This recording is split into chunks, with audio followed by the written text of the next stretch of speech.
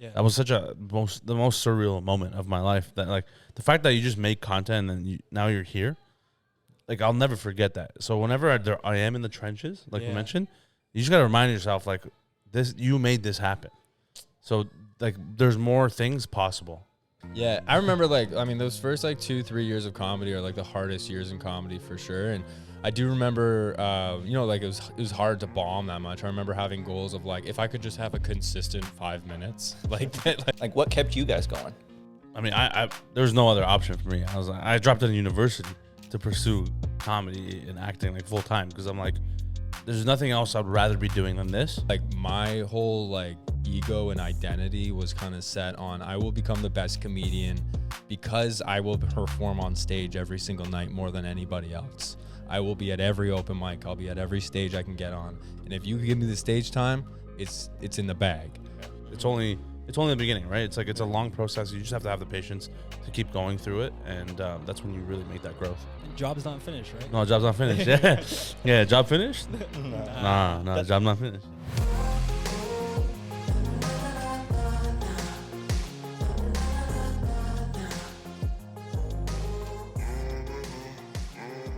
I can't hear you guys, by the way. Can you not? Oh, okay. No.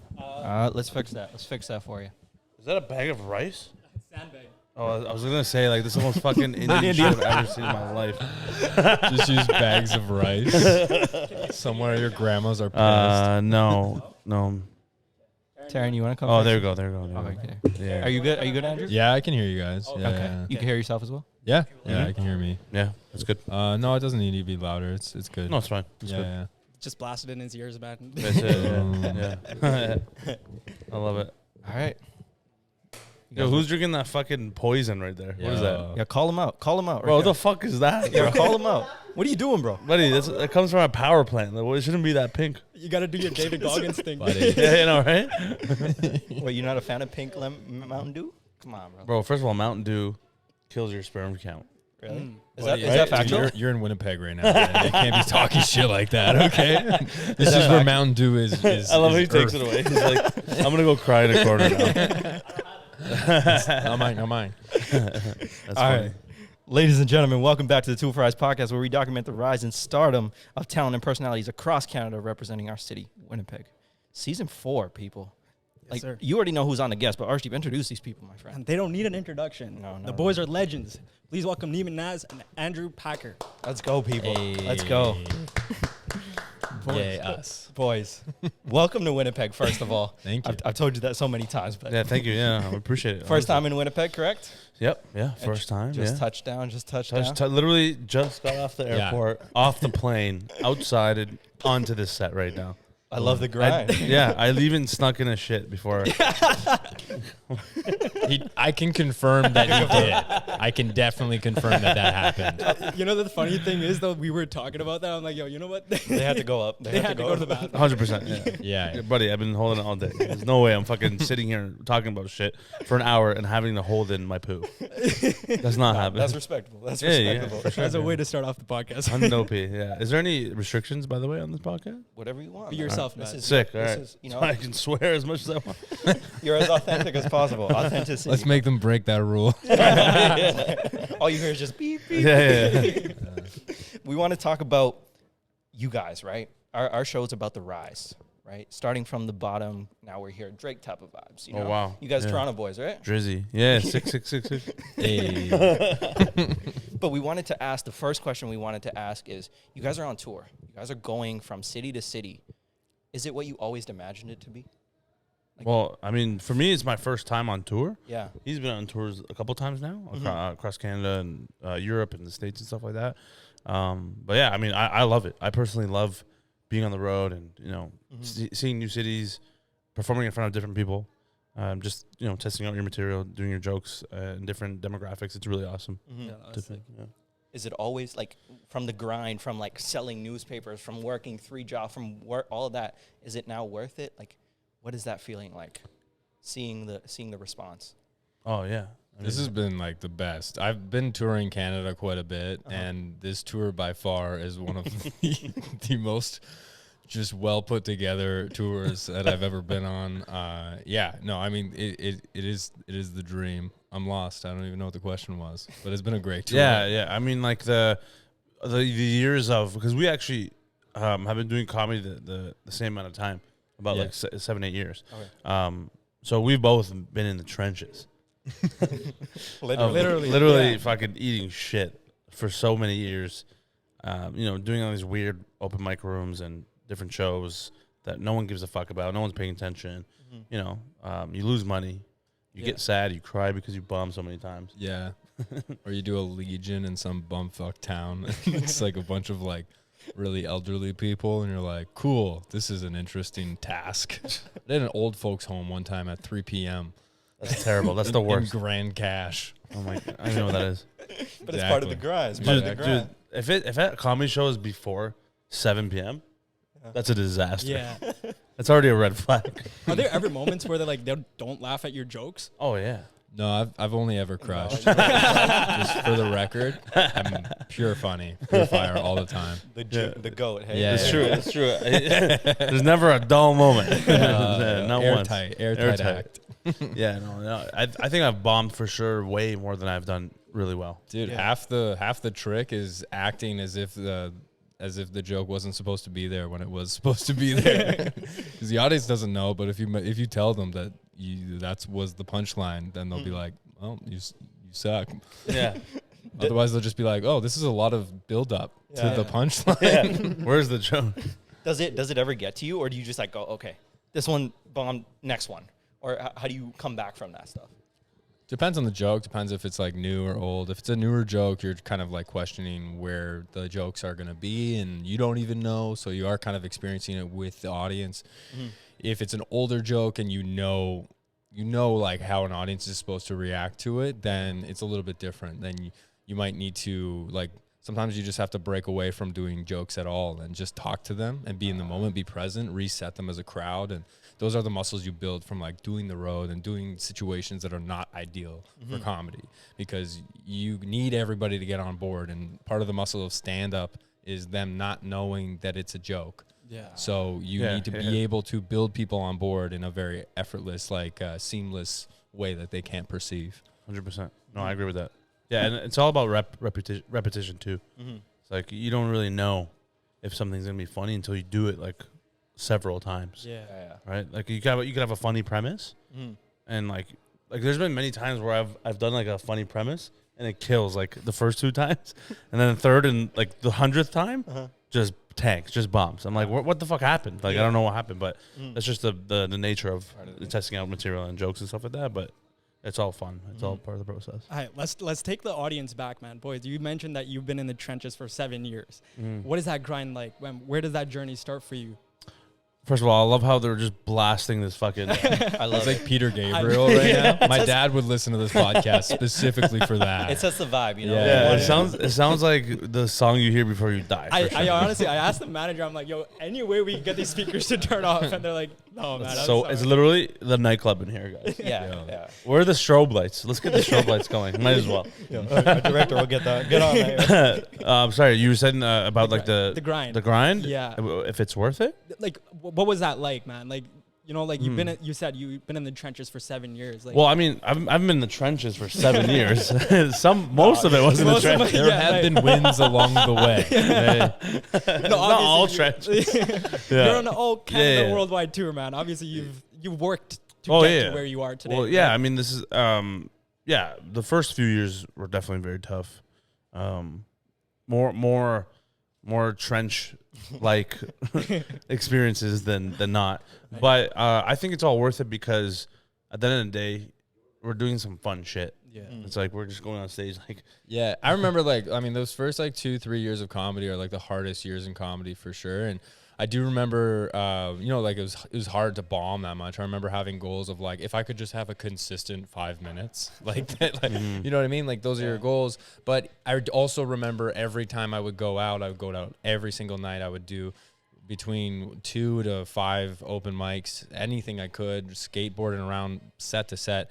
every night I went out, I knew I had learned something. I knew that I had learned something or found a new thing to play with. And so that actually kept me going. And then you get like onto a better show, and that keeps you going. And you just keep having these experiences that feed the inspiration to keep going. And or you quit. Yeah, which a lot of people do. Yeah. Why didn't you guys quit? Like, what kept you guys going? I mean, I there was no other option for me. I dropped out of university to pursue comedy and acting like full time, because I'm like, there's nothing else I'd rather be doing than this. There's got to be I got to find a way to make it work, whether I like it or not. Obviously, there's been times where I got discouraged or I got down on myself, and I started to doubt if I was even like made for this. But then every single time I do think that way, I remind myself that like look how far I've gone. Like it's only the beginning, right? It's like it's a long process. You just have to have the patience to keep going through it, and that's when you really make that growth. And job's not finished, right? No, job's not finished. Yeah, job finished? No, job not finished. Does this feel like a job though? Does this get grueling, or because you said you're just having fun? Like even sometimes with this podcast, we're like, yo, we're just boys talking. Yeah, you're just chin chin. No, It doesn't feel I don't like feel a like job. I wouldn't say this is a job, but it is an entrepreneurial endeavor. Yeah, that's like a good way to that. put I it. like that. So It's like you're running a company, you're running a Yeah. business. Yeah. it's not all like jokes. Like it's like I relate stand up to surfing quite often. I think it's a really good metaphor because everyone sees people surfing, they see them ride the wave, they go, "Whoa, that's amazing! Look at them ride the wave." But if you ever go surfing, it's 99% paddling, 99% learning how to read and dodge the waves, how to survive underwater. So That's a good analogy. It's a lot of that's kind of like what we do, but it's so fun to fucking ride that wave. Yeah, You yeah. know, it's worth it. Yeah, exactly. Yeah, like a lot of people don't see the behind the scenes or like the work. Yeah. They just see the finished product and they judge based off that. And especially when you bomb too, it feels even worse because I'm like, man, I've So been working on much this, work. and you guys are just like sitting like this, That like clip- not even laughing. I'm like, fuck you, man.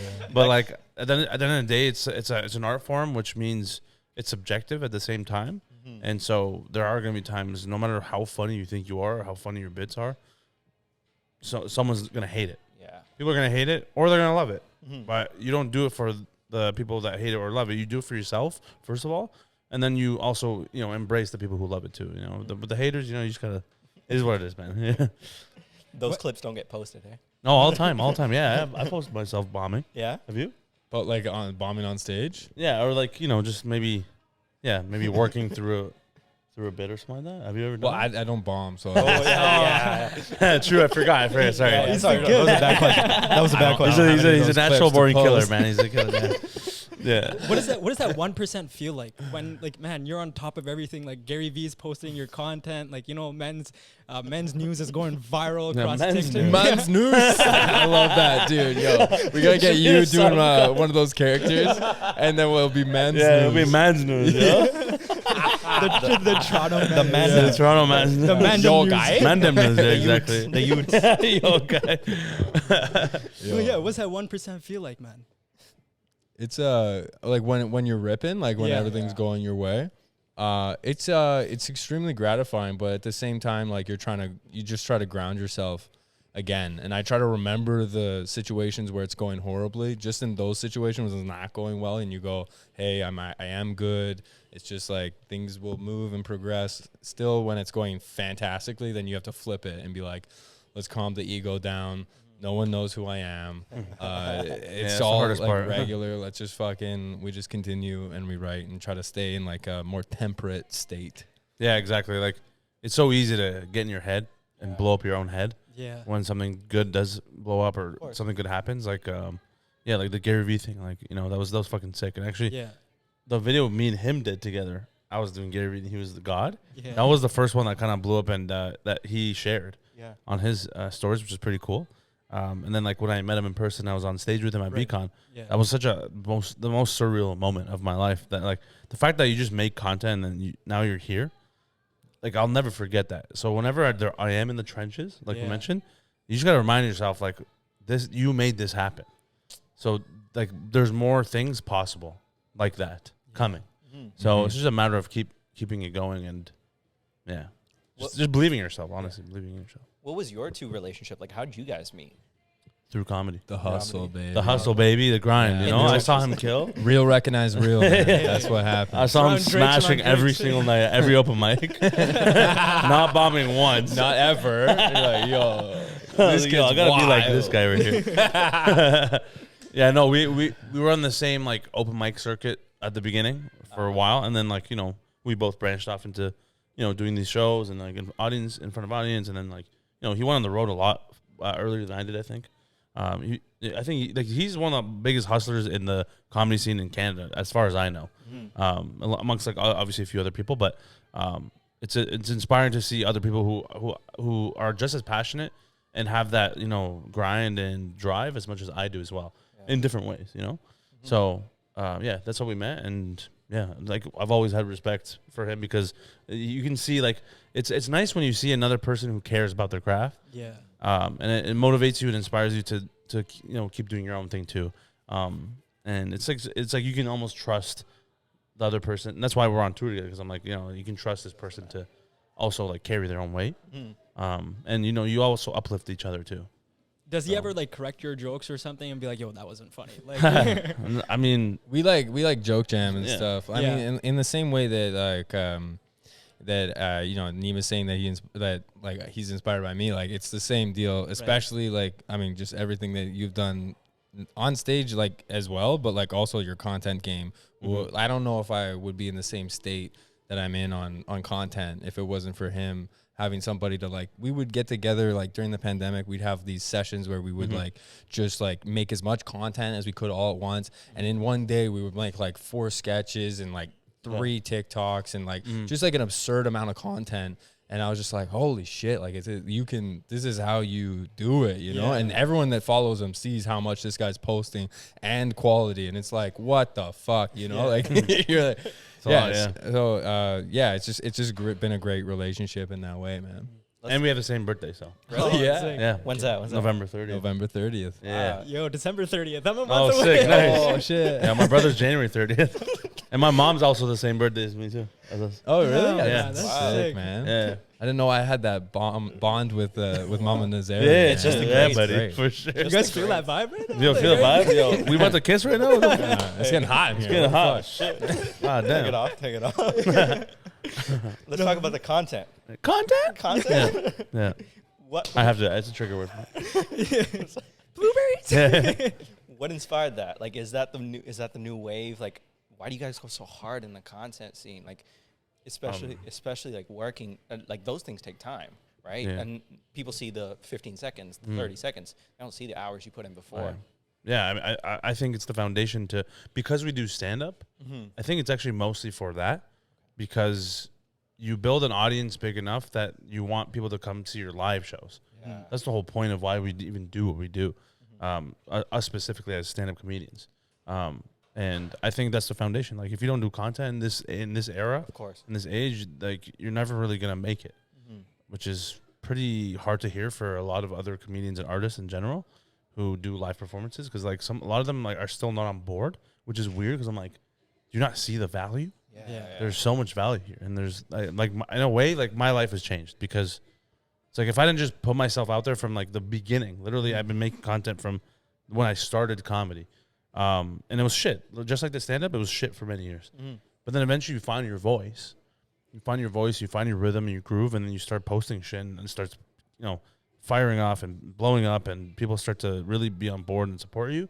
And like, that's all fucking worth it, when it finally works. Yeah. And it's just like it's perfect for live shows. And Yeah, with stand-up, it's just, I mean, I had this realization, like, it kind of unfold, but even just, like, a few months ago, once my platforms had really starting to take, like, some steam, I was in a show, and it was a crowd I was headlining, but there was only, like, 15 people at this show, and I was like, it kind of sucks. I'm riffing, I'm just having fun. We had a great time. And then I clipped out something that was like topical about that whole Amber Heard trial. 15 people saw it, laughed there. I clipped that out. I posted online, and then 400,000 people then saw it. So instead of 15 people going, this person is a funny person, Yeah. almost 500,000 people went, this person is a funny person. So for like a stand-up comedian or an artist to not recognize like just the reach of this tool, it's like, it's absurd. There are many pathways you can go, but this one seems to be a meritocracy in the sense of like how much actual effort and drive and consistency you put into it. That's a big fucking word. Yeah, I was. What does that mean? Meritocracy. Sorry, bro. What does that mean? Yeah, someone want to look that up? It means like it respects the hustle, you know, like it's like someone is chosen based on their merit, based on what they what their actual drive and effort level is. Whereas there can be a lot of, here comes another one, nepotism. In I know that one. I know that one. Okay, so there can be a lot of that, which, you know, that's like human nature. It's whatever. I'm not going to judge it. I choose to work with people I know as well. But when it comes to trying to crack this code to this type of profession, like, Yeah, that's good. How do those numbers translate over to like real world audiences? Because I know like you can get like millions of views on TikTok, but maybe like 1% translates over, right? So sometimes barely. Sometimes. Yeah. So like, how do you guys manage that and like increase that retention and engagement? I mean, you just have to keep going. To be honest, there's like nothing else you can do. Like, man, we both have a lot of following right now, and even like for me, I'm like it's still hard to sell tickets in certain areas. As much as a following you have, it's like it's in certain pockets. Yeah. So it's like you're not. If you really think about it, if you zoom out, you're like, oh, you're a nobody. Like, so you're like you know, you're somebody obviously, but like you're really like a nobody. Like you need to. That's why it kind of keeps me going, because I'm like, oh, this is not enough, man. I gotta fucking, I want to be like worldwide. You gotta be global, Of course. and to the point where there's the demand all over the world, and then that's when I feel like it's been your job's been done. Job's been accomplished. That's where I actually heard of you guys, through the pandemic on TikTok. Nice. Literally just scrolling through. And I think what resonated was like you connect with like yourselves, right? Because you guys are so funny. And during the pandemic, when it's like, I'm bored, the skits, the laughs, that's what gets you guys connected. And that's what I want to speak with you. That's why I want to talk, right? It's that authenticity part where you can connect with someone. Yeah, no, and that's all I care about is just be yourself. Yeah. And that will I feel like that will give you more long-term for lifers, supporters, when you're just being yourself. Of course. I think there's more to support there, I feel. I don't know. Did you have like same feedback of like when you did the Gary Vee stuff, for example? Like, did it instantly blow up, or was it like the second, third reel that kind of like took you home? No, I mean the certain characters or like videos I was doing for like 2-3 years before it got picked up. Yeah. The Gary Vee one took me like 2.5 years before he noticed it, and then he talked about it on a podcast. Did you get blocked at one point too? Yeah, so I got blocked from Gary Vee's account actually before he actually noticed me. Why? Because I don't know why it happened, but I remember reaching out to his whole team, email, DM, everything. I was like, yo, like, this is a mistake. Why the fuck did I get blocked? Oh, no. And then, like, their team got back to me and they said, oh, like, we usually block people who spam the comments or are bots and shit or, like, saying hateful stuff. I'm like, yo, I fucking love Gary. Like, I've been leaving positive comments this whole time. Is he just mad that I roasted him? I thought initially that was one of the thoughts, too. I was like, there's no way, bro. He preaches like he doesn't give a fuck. Yeah. And, like, he's comfortable with himself. Like, there's no way he's, like, mad that I'm making fun of him. Like, and plus, he can tell, like, I'm doing it out of love, too. I think I do a good job of doing that, portraying it that way. And it's good. So it's like, but anyway, they unblocked me. And then I think a year later, pretty much, that's when he commented on one of the videos, liked it, and then he followed me. And then I was like, oh, fuck, here we go. Yeah, here we go. I was like, now I got to, like, keep ripping these, And then now it's like I have his attention. Yeah. So, and then I just kept going. I didn't stop. I didn't fucking stop. You found something that worked, right? And similar with yourself as well. Yeah. Right? The segment of Man News. Yeah. Man's news, dog. The Mandem news, dog. Where'd that come from? That one, like, I mean, again, it was a process of, like, really grinding the content hustle for, like, at least, like, 2, maybe 3 years. Like, at least a full 2 years of, like, crazy amount. Like, trying to, like, be in the realm of what this guy puts out there, And then, I just had this idea. It was like this, my other buddy, Che, you might know him, Che Durena, Follow Me You Fucking Idiots on TikTok. Oh, yeah. Yeah, so he was, he got in like a big like issue thing. It was like a fake beef that was happening between him and like this like Vantalord thing. It gets really complicated. It's the depths of TikTok. But I just started making that. I was like, oh, it'd be funny to report on this shit as if it's like important news, especially in the heat of the pandemic when everything was like, we were going into our 3rd lockdown. That's what happened. Like I was supposed to go on like a trip to Mexico, and I was so excited. It was the first trip, and then everything got locked down, and we didn't go. And it was that week that the Man News idea came, and instantly, like, actually the first video I did, it got like maybe 10,000 views for the first 5 or 6 days, and I was like, oh, like, you know, sometimes you have a feeling. You're like, this is the one that like. This is the idea, because it's not just an idea for one video. It's like a series, thing. Yeah. I'm making something, a series, and then after like on the 6th day, randomly it got to like 350,000 out of nowhere, and I was like, all right, let's go. The next day I was like, I'm gonna make 5 of these, and then just like went crazy from there. And recently blew the fuck up too. Yeah. On TikTok and Instagram, bro. Yeah, I've never seen that in my life, bro. It was this guy jumped from like, what was it, like 20K? On Instagram, I was sitting at 13,000 for a good like 5 years. And then last month, and I blew through to like 129K. In like 2 days. That's It was crazy. fucking insane. Yeah. I love that though. That's the power of social media. It's like you never know. Question for you: are your notifications off? Oh yeah, no. yeah. It's been off for 3 years. Yeah, that's what I always wonder. I'm like, yo, okay, like when you get that big, When do you turn them when off? you turn Oh them off. no. Dude, every time you go into the app, it's like a windstorm. Like, you know what I mean? Like you have to go in with intention. And, you know what I mean? You're like, what are we gonna go in to do now? And it's either like commenting, it's either posting, or it's replying to like the multiple levels of messages that come in. Because there's the primary, there's the general, there's the so many. There's the request, and then there's the hidden request. And you know, There's everyone so many. falls into a filter, and you know, you're trying to get through to all of them. So. Right. Yeah. No. There's too many. There's too many notifications. Too many. Yeah, because there's notifications itself, Yeah. and then there's messages, and then there's like stories and everything, and there's just so much. Fucking. There's so much in your face. So much like sensory shit just hitting you all at once. Yeah. And it's too much. It's like very easy to get distracted. It feels like mental sprinting. When every time I open Instagram or TikTok, it's like, do this, anxiety, bro. It's anxiety. You get so much anxiety. Yeah. So do you ever like take time to like reply back, or? Always. Yeah. Yeah, that's been the motto for me from the very beginning because of Gary Vee. Yeah, Actually, 100%. because we took his motto of like, you know, this guy replied back to every single tweet for 2 years straight. Yeah. Like even like in 2009, 2010. Before anybody else was doing that shit. So I just took his method and it worked, man. Like just replying to people, man, you don't know how far that can go. Yeah. Like how far they can reach, and like you get lifelong supporters that way because everything about like, have you ever like liked or commented on someone's post that you look up to and they they liked your comment? Yourself. Well, okay, thank you. Yeah, that was mine. That's proof right there, bro. I fucking get back to everybody. And now he's Any sitting doubters, here. bro? And Look at now all he's- these. He's right here. And now he's sitting here. That's it. So, you know how good that feels when like Yeah. someone, and like for me, like for instance, like back in the day, like 2009, 2010, I was on Twitter. I tweeted Nick Romero. He's a DJ from Europe, and like he's one of my favorite DJs. And this guy liked my comment, my tweet, and he replied thanks. And I was like, it's fucking so mundane and whatever. Yeah. But to me, I was like, oh my god, he took this time of his day to get back to me and like my shit. I was like losing it. Screenshotted it to the point where I screenshotted it and posted it on my story. Yeah. Like it's crazy, right? Yeah. So I think about that every time someone comments.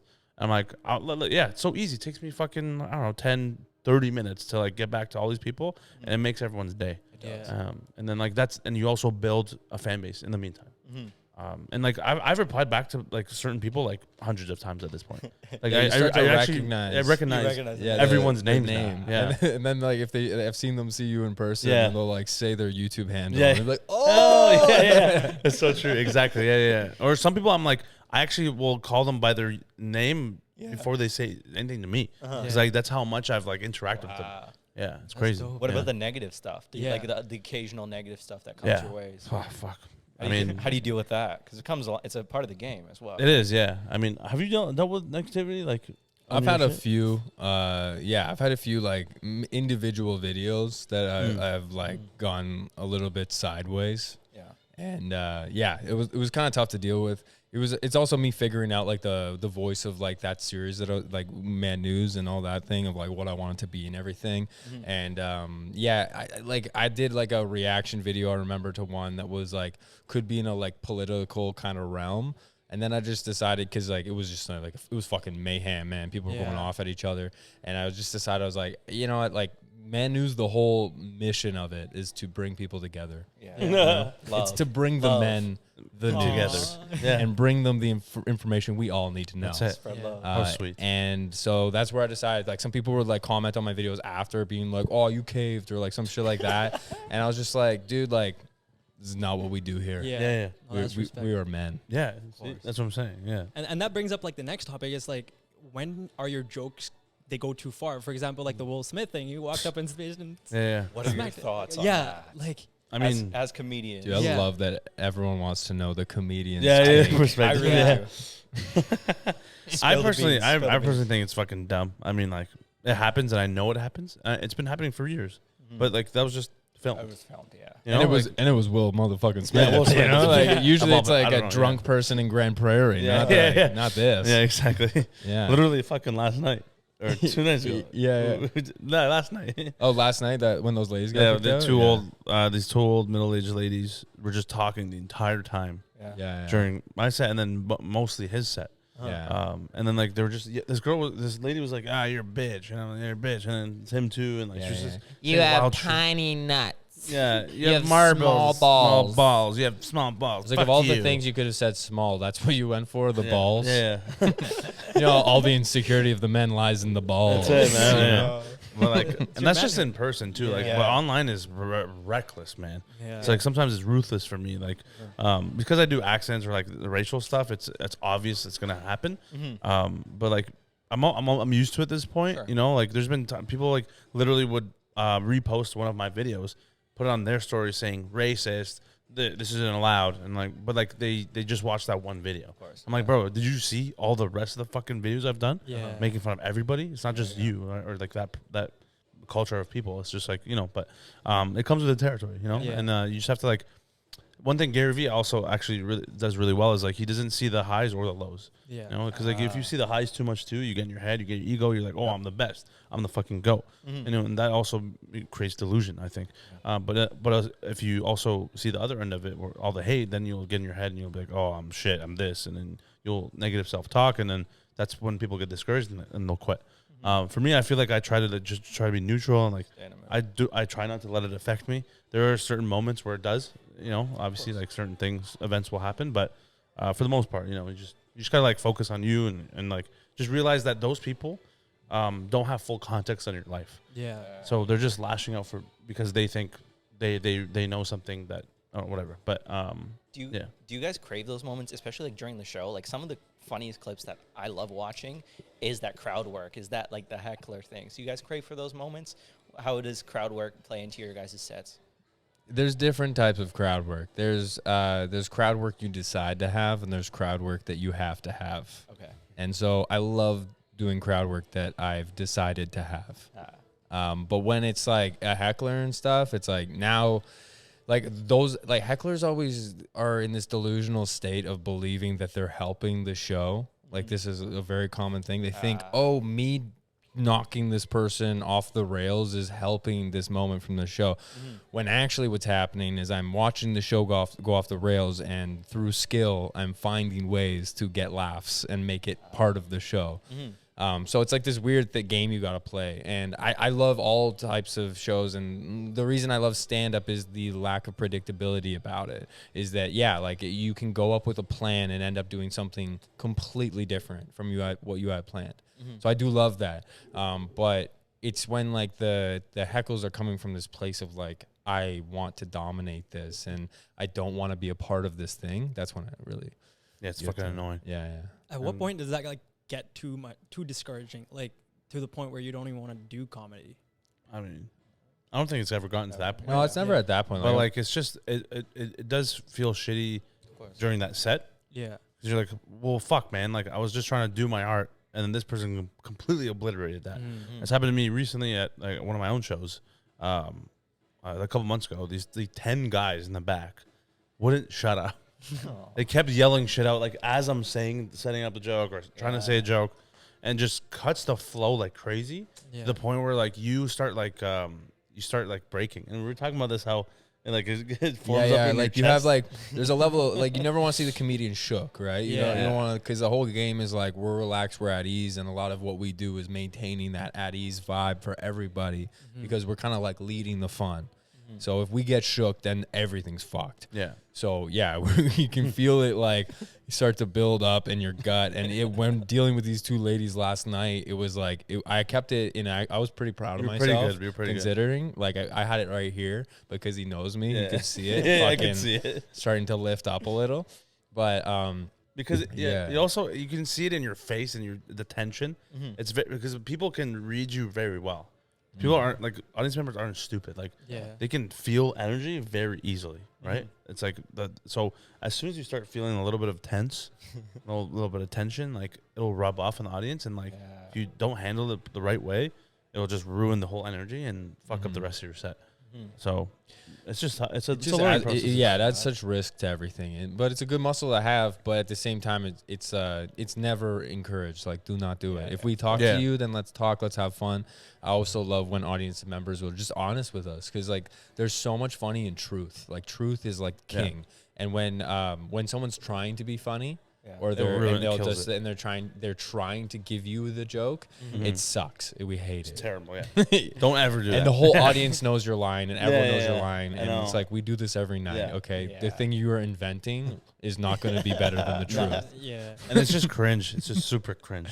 Is there a moment that stands out, especially on stage, for like both of you throughout your careers, that like a story, or you mentioned the two ladies, but anything that like stands out, either a positive or a negative, that stands out and you're like, wow, I did that. That was funny. That's probably a hard question to answer, but I mean, off the top of my head, I can think of is opening for Russell Peters. That was fucking sick. Yeah. That was the highlight of my career and my life. Wow. Yeah, and I actually didn't know I was gonna open for him until 10 minutes before the show started. So imagine that. Take that in. 10 minutes from now, you're gonna go perform in front of 20,000 people. Yeah, like first night was 5,000 people. Okay. Yeah. In Ottawa. And then like Scotiabank too. It was 15,000. Still, so you just get a call. You just get a call. Yeah.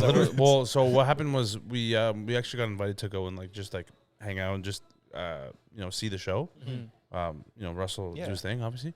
And then we're there, and then we met him for the first time. He's super cool, whatever, and the whole team is great. Clayton, his manager, which is his older brother, just like my brother. He's my manager. We were just like talking, and then like all of a sudden he's like, "Hey man, how do you feel about going on stage for 10 minutes?" I was like, "The fuck? Fucking the show starts in 10 minutes. This is fucked." In an arena. Yeah, in an arena. In an arena. Like I literally the last show I did was in front of my own audience of 28 people. literally. What the fuck am I gonna do? When he got off stage because he got off stage at the one Scotiabank and came straight to the show, show that I was hosting, and I told the whole audience, I was like, "Listen, this guy just got done doing an arena of 15,000 people, and I don't know if you've looked around, but you are not 15,000 people. So give us the energy."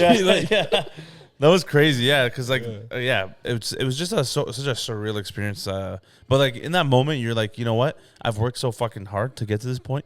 When your name gets called, you better be ready to do it. Yeah, and you, like it's of course like I was nervous as shit, but I'm like, no, like I'm meant to be here. And then you just go and do your thing, right? It's like because in my head I'm like, holy fuck, 10 minutes? Like, what am I gonna do? Yeah, what do you say?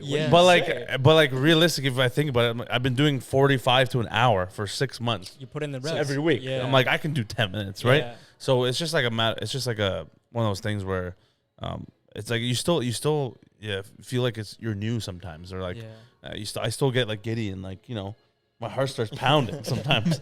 I'm like, this is crazy, but that obviously means like you care and you love it, which is great, and it's just reassuring to know that you crushed it, right? You crushed it. Oh, for sure, yeah. I got 2 applause breaks in 10 minutes. Yeah, it's pretty sick. Yeah. And then once you get off, what's Russell say? Bro. As soon as I got off, man, I'll never forget it. I immediately bawled my eyes out because I was so overwhelmed with emotions. Because I'm like, man, like he's my idol. I've watched him since I was a kid on TV, and the fact that I got to like open for him, like just like that, in front of all these people, this is a dream come true. And I'm like, oh wow, like this is what you were asking about, like if it was worth it. That was the moment where I was like, oh, this is all worth it. Yeah. For this moment right here. So, Yeah. Does it ever feel surreal? Like in those moments when you're on stage, it's like, man, that little Neema is like looking up and is like, that's me. Yeah, for sure. I mean, yeah, like I don't know about you, but like since I was a kid, like I've always loved watching stand up, or like I've seen people on TV doing stand up, and I binge watched YouTube all throughout high school for years. People doing stand up, sketch, everything, like anything that's funny. And I was like, man, I wish I could do this one day. And then the fact that like it's happening now, and like it's going well, it's like, man, nothing beats that feeling. Hell yeah. Andrew, any moments that stand out? Yeah.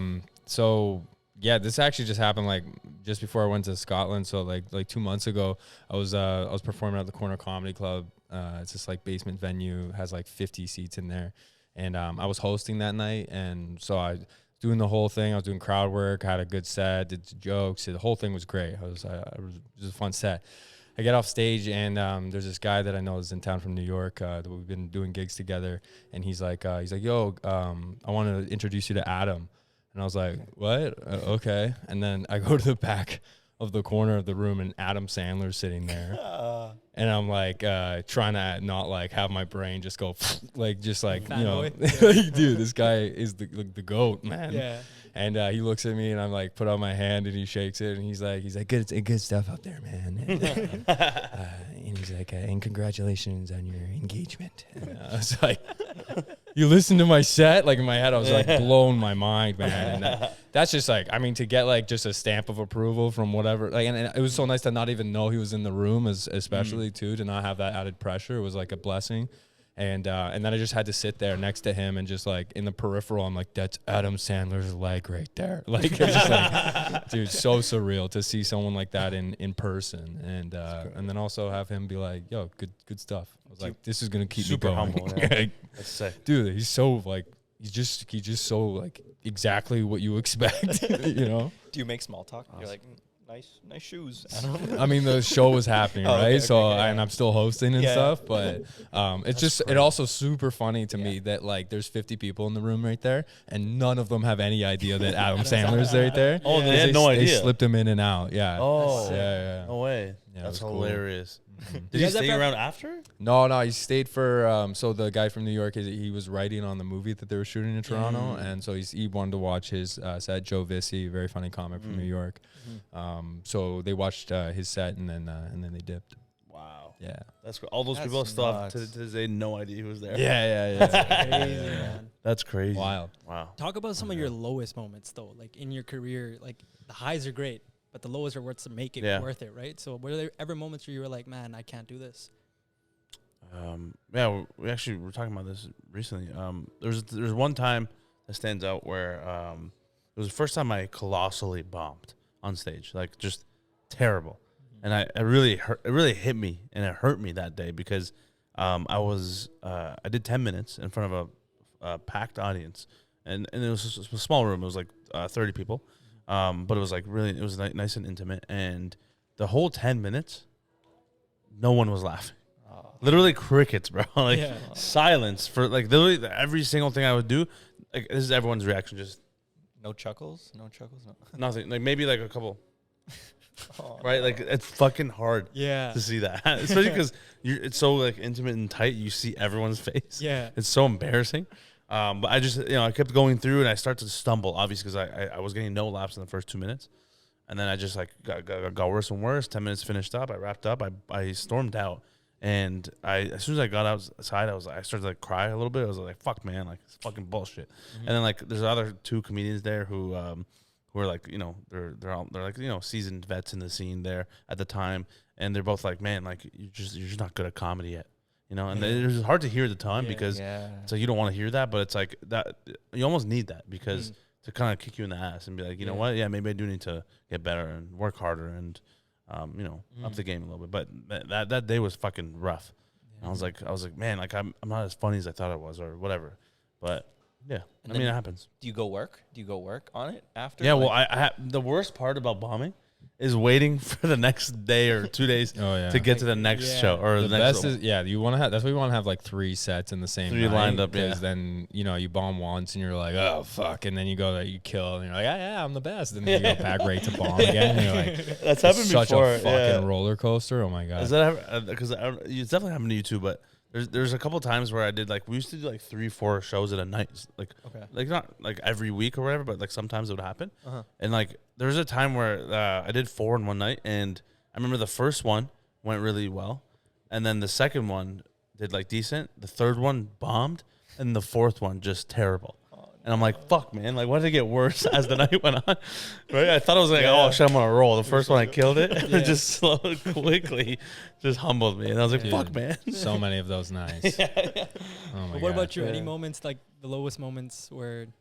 Yeah, like I've had my, I mean, I've never bombed, but That was established. don't get me wrong. I've had my fair share of those moments for sure. Yeah. I think my lowest moment in comedy at this point would probably be, I would say in like, like I would say January 2021, when like we're just like deep in the pandemic and it doesn't look like it's getting better. And all of, like my whole like ego and identity was kind of set on I will become the best comedian because I will perform on stage every single night more than anybody else. I will be at every open mic. I'll be at every stage I can get on, and I'll get more stage time than anybody. And if you give me the stage time, it's in the bag. Yeah. And then the pandemic came through and was like, no more stage time. And you're like, I was just like, fuck, man. So it wore on me, and I was trying to learn the content hustle, but like, feeling like you came in late, and I'm still hustling, but also like bombing constantly. No one's seeing my stuff, making so many videos, spending 3 hours a day on it, and like nothing coming from it. You're 28 years old and you're like, you've put your life on this, just whole identity crumbling kind of moments. But I ended up like, coming out of it. I've got good support systems around me, which like, help, like my fiance and talking with her and stuff. And then honestly, I listened to a comedy album and like made me laugh. And I kind of like crescendoed back into just like hustling and keeping going. And I can't say that there was like there's not always like an easy like, oh, I did the work and now I'm out of this, but it was definitely a low, and just continuing forward and not giving up, and still making it happen. So still here, baby. We're still here. We out here, dog. You want to rise, bro. We already know. Yeah. What do you guys think the current state of the comedy world is? Like comedy's not easy, especially Canadian, the comedy scene in Canada. It's a hard market, you could call it, to get into compared to like the States and things. So what do you guys think about that in terms of new comics coming up and what they should do, especially from Canada? I think just use social media as your best friend. Yeah. For sure at this point. And then just have fun with it. It's like such a fun thing to do. So anyone that bitches about Canada, about being here, like there's more opportunity in this country than there's been in the past 5 years, past 10 years, past 20 years for anybody that wants to work really, really hard at your craft and cares. So that's what I would say. I mean, like anybody who's saying anything different about like this country, like they're just bitter and they're not being conducive. And my water bottle was one of those people. I thought that water bottle. I thought something out there happened. I was like, damn. Thanks, buddy. You are in Winnipeg, so that's why you saw me shook. I was like, oh. Like you can do it. You can make stuff happen for yourself here, and that's fantastic. Especially because of social media. Like before, there were like Canada has no star system, but the U.S. always had a star system. People want to blow people up. Like, not like. We're not in the Middle East, but you know what I mean. Like, where they like to like make people famous over there, but over here it was never like that, and I feel like it's still not like that. But like now, at least there's an advantage of like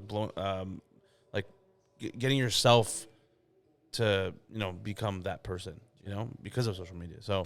Yeah, like I have fans in America, and I can't yet work there. It's crazy. That's crazy. I would have never been able to, because it's so hard to get the visa to go down there. So hard, but to be gaining fans in a place like that, that's gaining me leverage, and there would be no ability for me to do that even 5 years ago.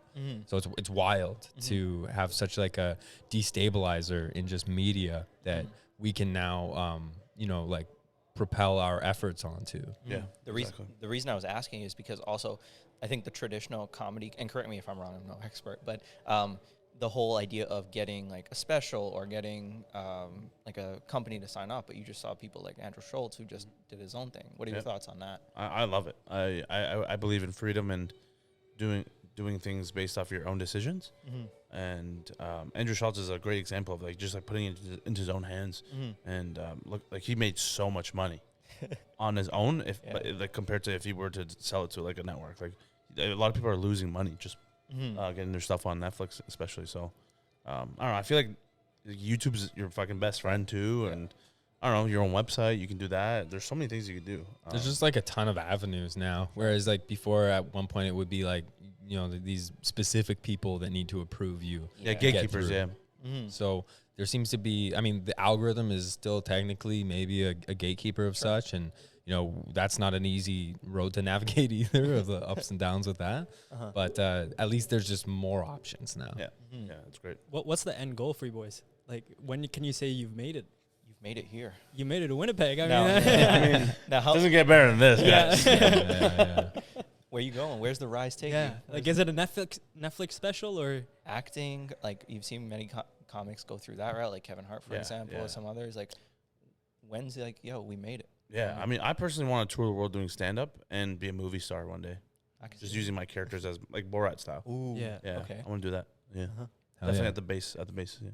Yeah. I want to just be welcomed on any stage in the world that I would love to be on, and then also, yeah, I've got like big dreams. Or this is a really specific thing, but I have like a bucket list thing of I want to be in an action movie, and I want to like do a running jump and grab onto a helicopter as it's pulling away. That's gangster. If I can get that scene, Captain America if style. yeah, I want that scene You've in made me it. in that scene in a movie, and I'm Correct. fucking. You've made it. I've Done. made it. When Are that you going for like happens. Maverick 2 type of vibes? Top Gun like Top Maverick. Gun. Well, Top yeah, Gun yeah, Maverick 2, yeah. yeah, like that vibes. But also like I wanted to Faster. satirize like action, like a satire, like a action comedy. Yeah, that's funny. yeah. Yeah, Any plans for Winnipeg, guys? Like, you guys shows tomorrow. What are gonna you eat guys some- expecting? What do you guys? we're gonna eat some excited? Filipino foods. Yeah, I can't wait. I'm so Yeah. excited. There's like there's a lot of Filipino people here, so Yeah. there's some Very bomb multicultural. Filipino foods. Yeah, Very multicultural. yeah, very much close. Yeah, I mean, yeah, so we're only here for a day, so Yeah. You guys got to come back for sure. You gotta come back. We'll show, Yeah, we'll show for you the sure. lifestyle. yeah, for your You house, gotta- for your parents. My mom will make you roti. Hey, roti, yeah, some laddus.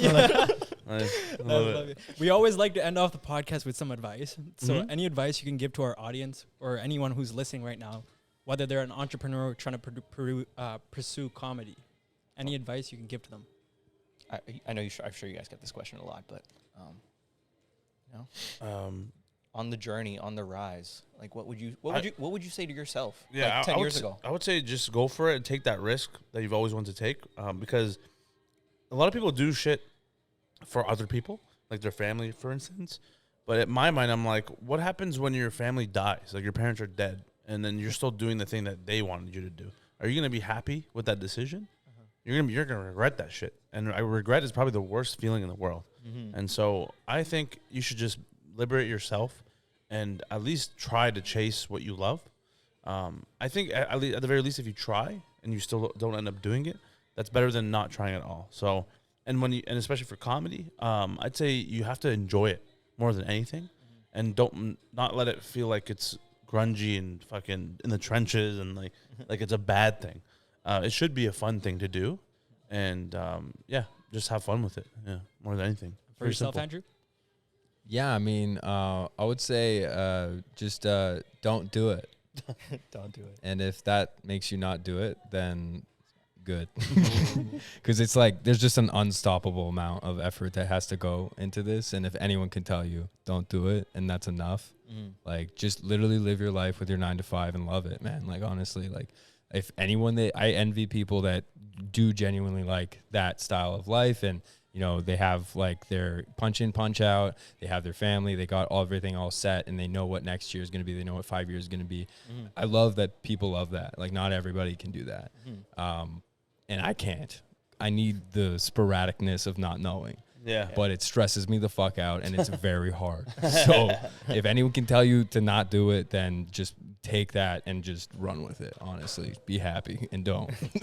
I gotta give props to your manager, because in his email, in the bottom, it says fear, regret, not No failure. failure. Yeah. And I was like, yo, I respect that. That's good. I Yeah. respect that. So shout out. All right, boys. I think this is a perfect way to end off the podcast. Thank you so much for making time for us. I know course. you guys are busy. Much day. love, guys. Yeah, Much no love. worries. Yeah, thanks for having us. Yeah, Yeah. appreciate it. Appreciate man. it. No worries, man. Shout out 204. Tell the people to subscribe. Please. Yeah, subscribe, hit that like button. Do our outro for it. Yeah. And if you haven't already, make sure to check out the boys. We'll tag everything in the description below. And until next time, we're live every Tuesday morning at 11:30 a.m. on the UMFM radio station, 101.5 FM. Peace. Bam bam. Let's go, people. Thank you, boys. Alrighty.